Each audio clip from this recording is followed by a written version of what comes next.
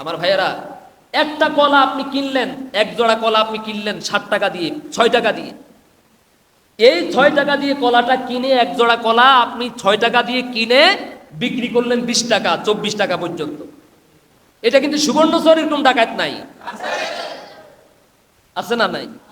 এটা কি ব্যবসা নাকি ডাকাতি? তোর মতো ডাকাত কপালে যত বড় সেজদায় থাকুক না কেন, যত বড় দাড়ি থাকুক না কেন, টুপি থাকুক না কেন, তোর রোজা, তোর নামাজ, তোর দান সদকা কোনোটাই আল্লাহ দরবার কবুল হবে না। ইসলামের নিদর্শন দাড়ি, টুপি, কপালের দাগ, নামাজকে ব্যবহার করে প্রতিনিয়ত রোজাদারদের সাথে প্রতারণা করতেছে, ঠিক কিনা বলে?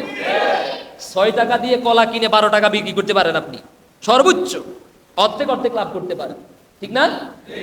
তাই বলে আপনি, এটাই সুযোগ, এটাই সুযোগ। এই মুহূর্তে তখন দেখলেন একটু চাপ পড়ছে কাস্টমারে, একটু আগে যে মাছ বিক্রি করেছে কেজি 300 টাকা, যখন দেখছে 4-5 জন আসি তার দোকানের সামনে ভিড় হয়ে গেছে, ভাই মাছ কত? কয়েছে 600 টাকা। আছে না না? এটা কি ব্যবসা নাকি ডাকাতি? এরকম ডাকাত কিন্তু বাংলাদেশে নাই। এই ডাকাতদেরকে যারা কন্ট্রোল করবে তারা নিজেরাই আজকে ডাকাত হয়ে আমাদের মাথার উপরে বসে আছে। কারণ চোর, ডাকাত কখনো চোরের বিচার করতে পারে না, কথা বুঝে নিয়েন। ডাকাত কখনো চোরের বিচার করতে পারে না।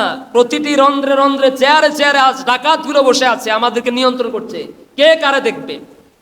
তারে পাঠাইছে দেখার জন্য, সে সেখানে গিয়ে টাকার বান্ডিল নিয়ে চলে এসেছে, কইছে তুমি তোমার মতো সারো, আমিও আমার মতো যাই।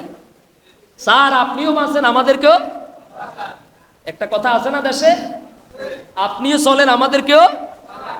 আফসোসের বিষয়, গত সপ্তাহখানিক আগে এক অফিসারের সাথে, অপরিচিত, গাড়িতে উঠেছি, তো উঠার পরে বলতেছেন, ওই যে হুজুর দেশে এতটাই অনিয়ম চলছে, এতটাই অনিয়ম চলে, দুর্নীতি কাকে বলে?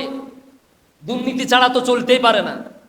তো বলল যে হয়তো একজনে খাই না, খাওয়ার অভ্যাস নাই, ভালো মায়ের সন্তান, নেককার মায়ের সন্তান, নেককার বাবার সন্তান। মা বলেছে যেদিন চাকরিতে জয়েন করবে, বলেছে বাবা আমার মাথায় হাত দিয়ে কসম কে বল জীবনে কোনোদিন মানুষের মাথা মারা টাকা তোর পকেটে ঢুকাবি না।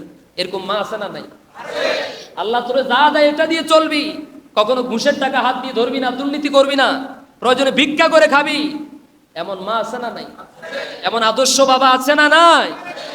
শেষ পর্যন্ত যারা খায় না, ও না খাওয়ার কারণে, কারণ অফিসের বর যদি ঘুষ না খায়, নিচের ওয়ালারা সুবিধা করতে পারে না। শেষ পর্যন্ত নিচের সবগুলা ঐক্যবদ্ধ হয়ে বিভিন্ন উল্টাপাল্টা মিথ্যা রিপোর্ট উপরে দিয়া ওনার বিরুদ্ধে দিয়া ওনারে বান্দরবান ট্রান্সফার করাই দেয়। এরকম ডাকাত কিন্তু ওই কানাডা আমেরিকাতে আছে, বাংলাদেশে নাই। তো শেষ পর্যন্ত কয় যে হুজুর চাকরি বাঁচানোর জন্য নিজে না খাইলেও খাওয়ার সুযোগ করে দিতে হয়, নিজে না খাইলেও খাওয়ার সুযোগ করে। এরাই তো তারা যারা জীবনে কোনোদিন মক্তবে পড়ে নাই।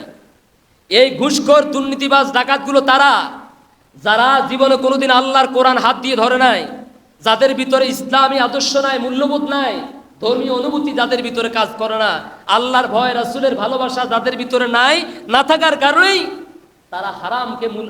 তারা হারামকে প্রতিনিয়ত হালাল মনে করেই খাচ্ছে, ঠিক নয় কি?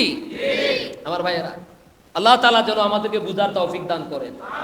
আমি যেটা বলতে চাইছিলাম, যদি আমরা কোরআনকে অনুসরণ করতাম, কোরআনকে অনুকরণ করতাম, তাহলে আমাদের মধ্যে কোনো ভয় থাকতো না, আমাদের মধ্যে কোনো চিন্তা থাকতো না।